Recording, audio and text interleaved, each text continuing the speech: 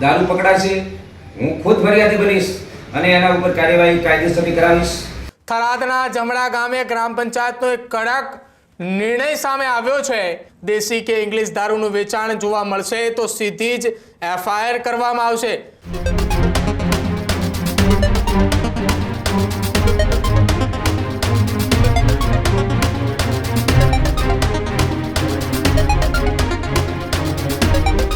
જિગ્નેશ મેવાણીએ દારૂ અને ડ્રગ્સને લઈને ગુજરાતની અંદર જે અભિયાનની શરૂઆત કરી છે, જે બનાસકાંઠાના વાવ અને થરાદ એ તમામ વિસ્તારોની અંદરથી શરૂઆત થયેલી આ યાત્રા અને આક્રોશની વચ્ચે હવે થરાદના જમણા ગામે ગ્રામ પંચાયતનો એક કડક નિર્ણય સામે આવ્યો છે।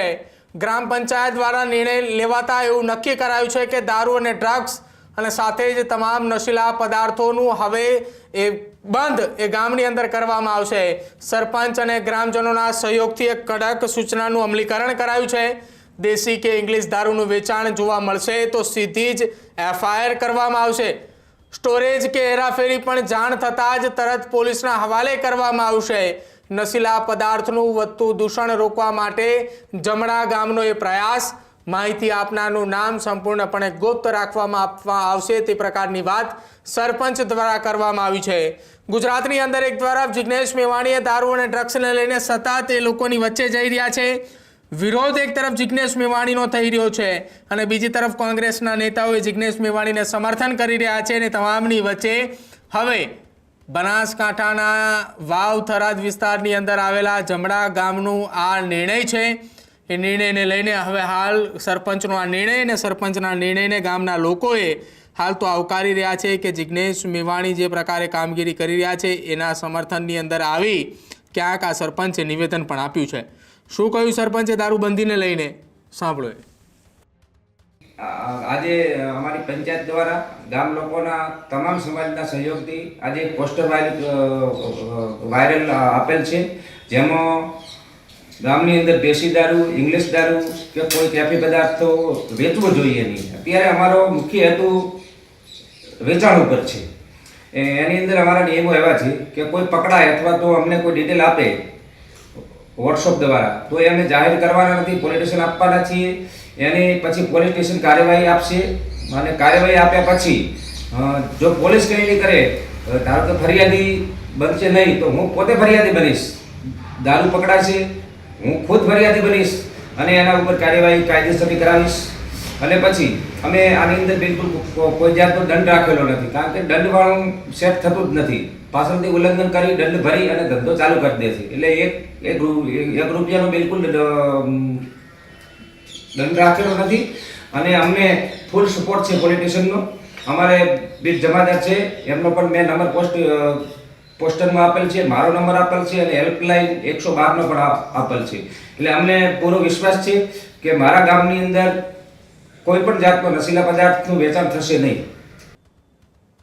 તો આ હતા જમણા ગામના સરપંચ, જેમણે કહ્યું કે અમારા ગામની અંદર સહેજ પણ પ્રકાર કોઈ પણ પ્રકારનું નશીલા પદાર્થનું સેવન, વેચાણ કે હેરાફેરી ન થાય તેના ભાગરૂપે અમે તકેદારીના ભાગરૂપે હવે કાર્યવાહી કરવાની શરૂઆત કરી છે। જમણા ગામના સરપંચે કહ્યું કે જો કોઈ ફરિયાદી નહીં બને તો હું પોતે ફરિયાદી બનીશ। સરપંચે સાથે સાથે એમ પણ કહ્યું છે કે ગામની અંદર આવનારા સમયની અંદર બેનર પણ લગાવવામાં આવશે, જેમાં ગામના 2-4 લોકોના નંબર પણ લાગવામાં આવશે। વોટ્સઅપના નંબરો પણ આપવામાં આવશે અને ગામની આસપાસના વિસ્તારની અંદર અથવા ગામની અંદર કોઈ પણ પ્રકારની આ પ્રકારના નશીલા પદાર્થની હેરાફેરી કરતું હશે તો અમે તેની સામે સખ્તમાં સખ્ત કાર્યવાહી કરીશું અને જો કોઈ ફરિયાદી નહીં બને તો અમે પોતે ફરિયાદી બનવા માટે તૈયાર છીએ। ગુજરાતમાં એક તરફ અત્યારે હાલ જિગ્નેશ મેવાણીએ દારૂ અને ડ્રગ્સના દૂષણની સામે લડાઈ લડી રહ્યા છે। જિગ્નેશ મેવાણીએ થરાદની અંદરથી જે શરૂઆત કરી હતી, ક્યાંક એ જિગ્નેશ મેવાણીની લડાઈ તો છે, પરંતુ એ લડાઈની વચ્ચે જિગ્નેશ મેવાણીએ આપેલા નિવેદનનો એ સતત એક તરફ વિરોધ જોવા મળી રહ્યો છે। પોલીસના પટ્ટા અને ટોપી ઉતારવાની વાતને લઈને જિગ્નેશ મેવાણીનો વિરોધ થઈ રહ્યો છે અને બીજી તરફ કોંગ્રેસે જિગ્નેશ મેવાણીના સમર્થનની અંદર એ દારૂ અને ડ્રગ્સના દૂષણને ડામવા માટે આવી રહ્યું છે। એક તરફ કોંગ્રેસે સમર્થનની અંદર છે કે જ્યાં દારૂ અને ડ્રગ્સનું સેવન થતું એવી જગ્યા ઉપર જઈને જનતા રેડ કરવાની વાત કરી રહ્યું છે, જેમાં આનંદ પટેલ, કિરીટ પટેલ સહિતના કોંગ્રેસના ધારાસભ્યો જિગ્નેશ મેવાણીના સમર્થનમાં છે।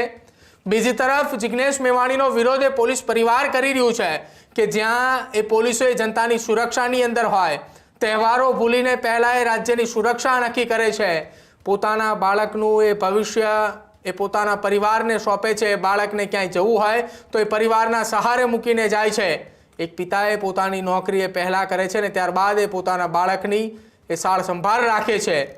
એ પરિવાર જિગ્નેશ મેવાણીનો વિરોધ કરી રહ્યું છે અને એનું એકમાત્ર કારણ જિગ્નેશ મેવાણીનું એ નિવેદન। અને હવે એ નિવેદનની વચ્ચે એક ગામના સરપંચો હવે ધીરે ધીરે જાગૃત થઈ રહ્યા છે। જે પ્રમાણે આ જમાડા ગામના સરપંચનું નિવેદન સામે આવ્યું છે કે અમારા ગામની અંદર દારૂ ક્યાંય ચાલતો હશે, દારૂ ક્યાંય વેચાતો હશે તો મને વોટ્સઅપની અંદર કોઈ માહિતી આપશે તો એનું નામ ગુપ્ત રાખવામાં આવશે, એની સામે અમે ફરિયાદ કરીશું અને કાયદેસરની કાર્યવાહી કરીશું। જો આ જ પ્રકારે સમગ્ર ગુજરાતની અંદર સરપંચ અને ત્યાંના ચૂંટાયેલા પ્રતિનિધિ જાગશે તો ગુજરાતની અંદર જે દારૂબંધીનો સંકલ્પ લઈને નીકળ્યા છીએ, જે દારૂબંધી છે ગુજરાતની અંદર, જેને ગાંધીનું ગુજરાત કહેવાય છે, એ ગાંધીના ગુજરાતમાં ક્યાંય દારૂની રેલમછેલ તો ઠીક, પરંતુ એક ટીપું પણ દારૂનું ક્યાંય નહીં મળે।